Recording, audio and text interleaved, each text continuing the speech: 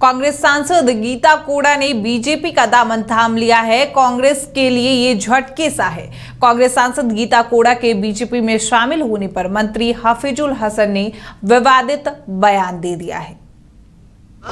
वो सीट हम लोग का अब हो गया, ठीक है। क्यों अच्छा मान रहे थे? वो कुछ कामें नहीं की थी, हाँ। तो हम लोग को तो बदलते ही उसको हम लोग, वो अच्छा हुआ चली गई। वो सीट पर जेएमएम अपना दावा कर रही है कि चूंकि पांचों विधायक जेएमएम के हैं, ऐसा वो हम लोग का आपसी मामला है। हाँ। वो सीट अब हम लोग कंफर्म जीत रहे हैं, लेकिन एक एक करके सब भाजपा में जा रहे हैं। आप लोग कमजोर नहीं हो रहे हैं? नहीं, हम लोग और मजबूत हो रहे हैं। जो फालतू माल है वो सब हट रहा है। वहीं बलियापुर सीएचसी के 6 सीएचओ का पिछले 1 साल से बकाया इंसेंटिव भुगतान मामले में झारखंड राज्य चिकित्सा और जन स्वास्थ्य कर्मचारी संघ के प्रदेश सचिव सह जिला मंत्री संजू सहाय के नेतृत्व में सभी सीएचओ धनबाद के civil surgeon doctor Chandrabhanu Pratapan से मिलने सीएस कार्यालय पहुंचे, जहां संजूत सहाय ने सीएस को बताया कि यूनियन के दबाव के बाद बकाया इंसेंटिव का भुगतान तो किया गया, पर एक सीएचओ का इंसेंटिव करीब 1.5 लाख काट लिया गया और यह उन सीएचओ के साथ अन्याय है। इस मामले में सिविल सर्जन ने भरोसा दिलाया है कि इस मामले में आवश्यक प्रक्रिया पूरी कर सभी के इंसेंटिव का भुगतान किया जाएगा। बलियापुर सीएचओ से संबंधित है। वहाँ 6 सीएचओ के पेट पर लात मारा गया। संगठन यही कोड कर रहा है कि 6 सीएचओ के पेट पर लात मारा गया। उनका इंसेंटिव का भुगतान 1 साल से नहीं किया जा रहा था। संगठन ने दबाव बनाया। 1 साल का इंसेंटिव 15,000 × 12 होगा, 1,80,000 बनता है। संगठन ने पत्र लिखा, तुरंत कार्रवाई करते हुए प्रभारी ने उसको 1.5 लाख तक का काटने का काम किया। किसी को 26,000, किसी को 23,000 रुपये का भुगतान किया, जो सरासर अन्याय है। 1.5 लाख किसी कर्मी का काट देना ये कतई ठीक नहीं है। आप भी कर्मचारी कहाँ से कमी है इसका? कमी कहाँ से हुई? कभी बिल्कुल प्रखंड स्तर से, प्रभारी लेवल से हुई है, चाहे वो गलती कोई भी। और इसका इरादा क्या हुआ ये समझ नहीं। 1 साल पहले भुगतान नहीं किया है और जब दबाव पड़ी तो भुगतान किया गया और काट के कर दिया।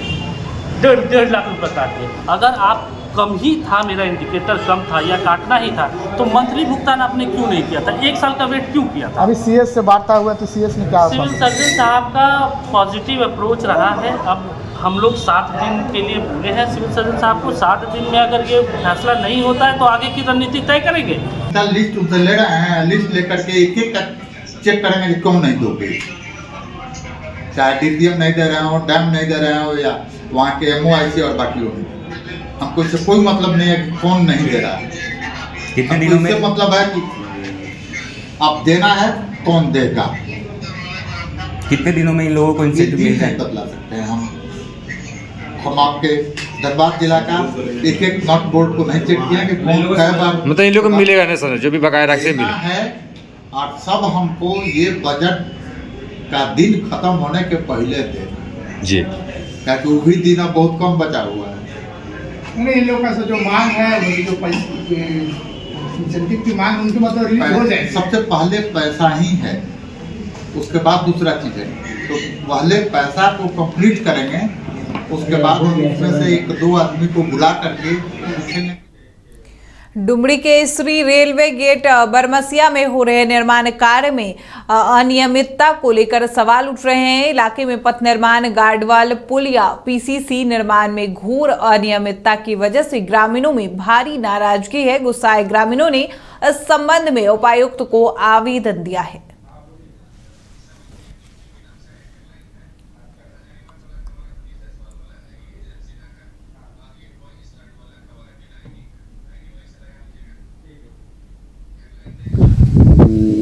नीचे जो है 8 इंची पीसीसी करने की बात थी एस्टीमेट में, लेकिन 4 इंची करके निकल गया। ऊपर में 1.5 मीटर ऊंचाई होना चाहिए गार्डवाल का, जो एस्टीमेट आधार पे बना है, वो आधार ना बना के 1 मीटर ऊंचाई किया है। और ऊपर में गार्डवाल के ऊपरी सतह में 4 इंची आपका ढलाई होना चाहिए, उस आधार पे नहीं किया गया है, जिसमें यहाँ के जनता लोग में काफ़ी आक्रोश है। हम यही मांग करते हैं जय साहब से, उचित जांच करके उसके बाद पेमेंट संवेदक को दिया जाए। एक चीज़ और है कि आपके साइड में जेई भी नहीं है, साइड निर्माण में मैंने बहुत प्रयास, जो गार्डवाल का निर्माण हो रहा है एस्टीमेट के आधार पे नहीं हो रहा है। नीचे जो है आपका 8 इंची पीसीसी करने की बात थी एस्टीमेट में, लेकिन 4 इंची करके निकल गया। ऊपर में 1.5 मीटर ऊंचाई होना चाहिए गार्डवाल का, जो एस्टीमेट आधार पे बना है वो आधार ना बना के 1 मीटर ऊंचाई किया है। और ऊपर में गार्डवाल के ऊपरी सतह में 4 इंची आपका ढलाई होना चाहिए, उस आधार पे नहीं किया गया है, जिसमें यहाँ के जनता लोग में काफ़ी आक्रोश है। हम यही मांग करते हैं जय साहब से, उचित जांच करके उसके बाद पेमेंट संवेदक को दिया जाए। एक चीज़ और है कि आपके साइड में जेई भी नहीं है। हजारीबाग लोकसभा सीट दिलचस्प होता जा रहा है। हजारीबाग से बीजेपी कैंडिडेट कौन कौन होंगे, इसे लेकर रायशुमारी की गई। वहीं रायशुमारी के लिए पार्टी के वरीय पदाधिकारी रांची से हजारीबाग पहुंचे थे। पार्टी के लोकसभा निर्वाचन कार्यालय में कार्यकर्ताओं से उम्मीदवार के विषय में पदाधिकारियों ने जानकारी ली। मिली जानकारी के मुताबिक लगभग 130 कार्यकर्ताओं ने वरीयता के आधार पर 3 उम्मीदवारों के नाम पदाधिकारियों को बताए गए हैं, लेकिन 2 नाम पर चर्चा खास है। बीजेपी कैंडिडेट्स को लेकर इस रायशुमारी में हजारीबाग सदर के विधायक मनीष जायसवाल और वर्तमान सांसद जयंत सिन्हा के नाम पर कार्यकर्ताओं ने भरोसा जताया है। अब ये सूची आला कमान को भेजी जाएगी, फिर हजारीबाग लोकसभा सीट पर बीजेपी उम्मीदवार के नाम का घोषणा होगा। और दरअसल बीजेपी में रायशुमारी का खास महत्व है।